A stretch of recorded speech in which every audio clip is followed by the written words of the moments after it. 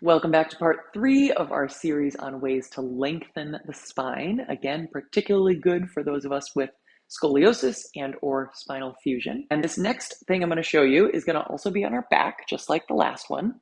And it's going to involve a block, or you can use a blanket, a folded up blanket, or a bolster. I like to have a little padding here, so I like to have this blanket. But then when I lift up, I'm ultimately going to come up into a bridge pose, but with a little support. So I'm going to fold the blanket out of the way and instead slide a block underneath.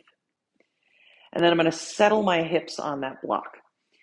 My pelvis, this big set of bones here connecting spine and hips, is going to be resting on the block.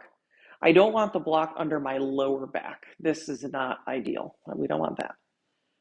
I don't want that for you.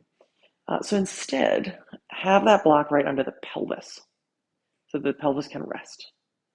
And then, just like we did in the last video, I'm going to scooch my shoulders backward a little bit or away from my hips. Right away, I feel a nice amount of length in my lumbar spine and my side waists, and a little bit also in my sacrum.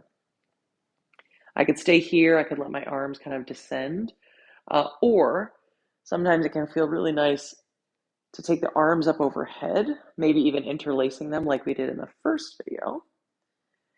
Reaching the arms away from the hips and breathing nice and wide, right to left into the ribs. Arms can also just be relaxed overhead. So just bringing the arms overhead can just bring a nice feeling of length up the sides of the bodies and into the spine. So up to you what you do with the arms, but those are some fun options for you. So that is it. That is called restorative bridge pose. Shoulder bridge, a pretty common pose here, but restorative bridge is going to bring more length and space and relaxation. So there you go, restorative bridge. Hope your spine enjoyed it, and I'll see you next time.